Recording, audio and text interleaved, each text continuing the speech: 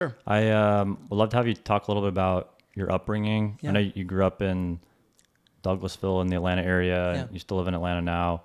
And what was kind of your childhood like? At what point did you come to know who Jesus was and what he had done for you? Yeah, right. So I've got two amazing parents, still married to today, and an Irish Catholic father from Brooklyn, New York, and a Southern Belle mom from kind of the North Georgia area. Okay. And so they're like polar opposites, but they're amazing, and they're just so generous and loving. And I was adopted. They couldn't have kids, so I was adopted at 2 months old on Valentine's Day. So I was born in December, adopted on Valentine's Day. So I was a gift to my parents for sure. Yeah. And they did such a good job of always letting me know that, that I was chosen and that I had been adopted. And so they did just a phenomenal job as parents raising me. But I did start to take some tough turns.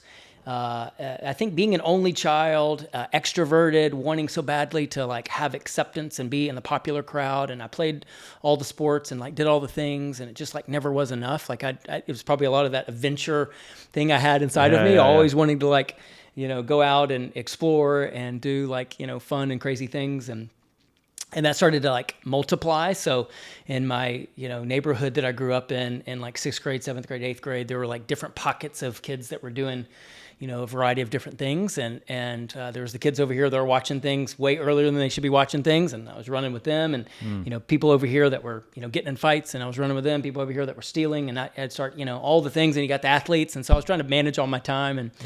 And I found myself pretty quickly chasing after all the wrong things in life and running down lanes that I didn't need to run down.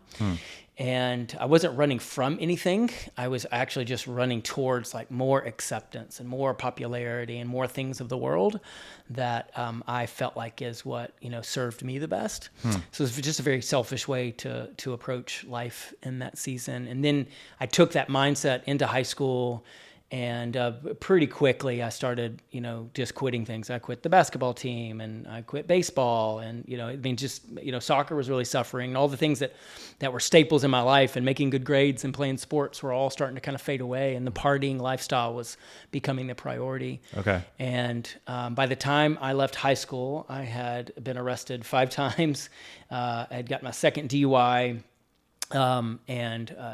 Shoplifting, vandalism.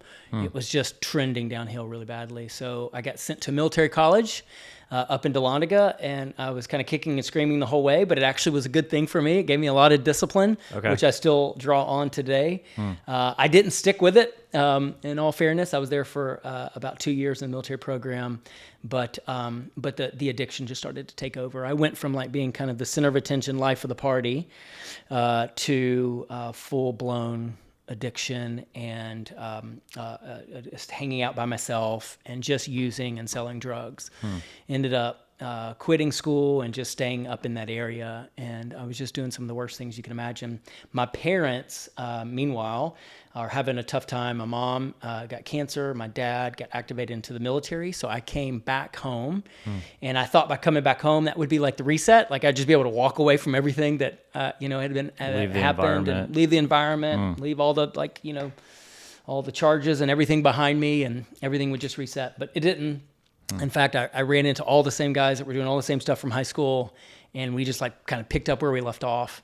And that's when I got into meth and heroin, and things got like extremely bad. So I ended up overdosing on heroin, meth, and cocaine over the course of those years. And in and out of jail, I was either in jail or on probation for most of my late teenage, and all of my 20s, all of those years.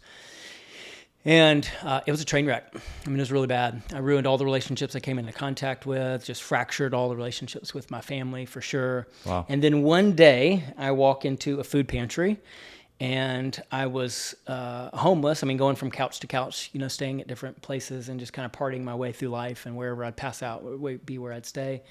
And I had a lot of stuff in my car, and sometimes didn't have a car.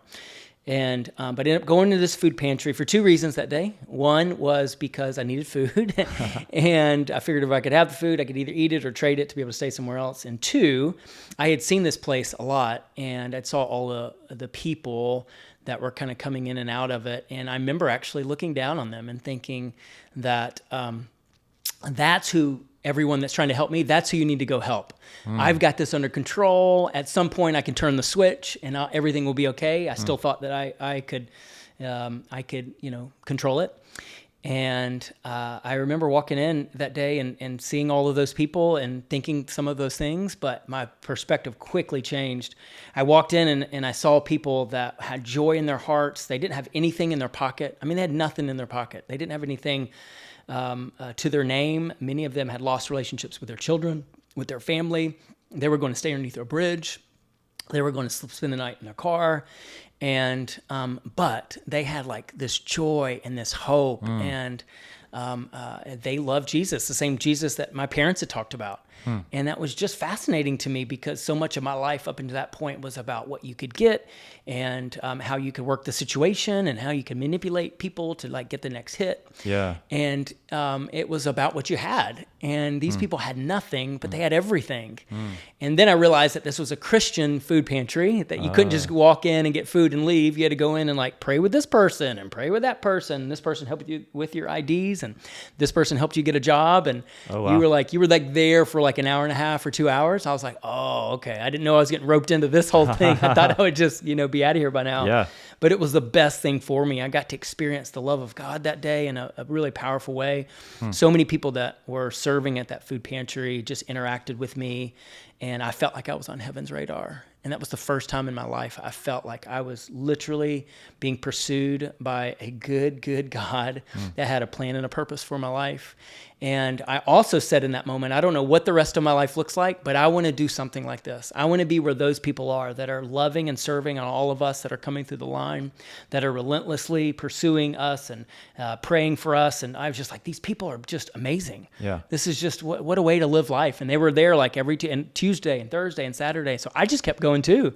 So I kept going to this place time and time again. And they started to notice me, the executive directors, who are two of my very best friends to this day, mentors of mine.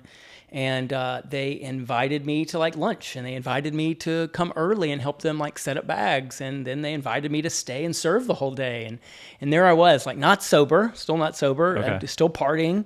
And I'm like walking out with these families and helping them load up the car with these groceries. And just, God was teaching me service and teaching me what it meant to be like Jesus before I even knew Jesus. Yeah. And there I was in these different spaces with different people, able to like speak some life into them. Just whatever I was learning in the moment, I was kind of passing along to them, whatever God had like, stirred up in my heart. And I wasn't even clear what that even looked like or what my relationship with God was like, but he was definitely stirring up things in my heart. And I was able to pass them along like the next day to someone else that came through the line, And it was just a powerful way of like, God showing me that I have a future for you, I have plans and purposes, and it will be to serve my local church in some way, shape, or form. So it was pretty amazing.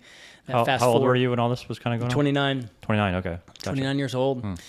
And so, that set off like a whole bunch of different things for me. Started going to church. It was kind of typical. I'd like show up 15 minutes like late, on a back Sunday. row. Okay. Show up like the next Sunday, like 10 minutes late, second to back row. Show up the next Sunday, like maybe on time, maybe move a row up. Yeah. But I was starting to engage with God and starting to find a home at a local church and start to meet other people. But still, I'm still partying. I'm still deep in my addiction. But I'm inviting people into the story, and I'm saying, hey, I've got these issues and I need help. And there were just, a plethora of people that wanted to help and walk through life with me. And I am still friends today with some of those men and women that stepped into my life and said, let's do this together. And Christmas time came now that year. All that kind of started during the summer, Christmas time that year. And I just partied all the way through Christmas, just went on a really bad run. And I was off the radar to my parents for a couple weeks. And I came home 2 days after Christmas, and that wasn't unique for me to be gone, but it was just understanding where I was on Christmas. I actually overdosed on Christmas, and I was in this terrible kind of seedy hotel in kind of West Atlanta that was like half open, half closed. And I remember waking up from the overdose on this floor, like laying down face first. And I remember kind of waking up and just sweating, and like, it was like these fuzzy things were stuck to my cheek from like this old like shag carpet hotel room. And I remember thinking to myself as I'm like pushing myself up, man, this is rock bottom. Like I can't get any lower than this moment. laying on this floor in this hotel room with all of these people doing the things that they were doing, that some of the worst things you can imagine in life was happening in that room. And that's how I woke up from that overdose. And I booked it out of there, and I knew that had to be my exit. Wow. That this has to be the last time that I am in a space like this, because this is like as close to death as it gets. And it took me 2 days to get home, and I slept for 2 days, and met with a pastor 2 days after that, and ended up putting my faith in Jesus. And Wow. I wanted to go to rehab, interestingly enough, and he said he had a whole nother plan for me. And it was like Monday morning, come in, clean the church, men's accountability group at noon. He had a job for me to do. Monday night, men's Bible study. Wow. Tuesday morning, men's accountability group. Tuesday night, men's Bible study. Another job. I mean, he just filled my schedule, and just this guy just discipled me, mentored me, and did an incredible job at helping me get connected to community and start to rebuild my life. Yeah. Yeah. Wow. How old were you when that was happening? I was 30. That was that next 30. year. Okay, Yeah, next 30. year. And then, I went to Bible college and got my degree in theology, and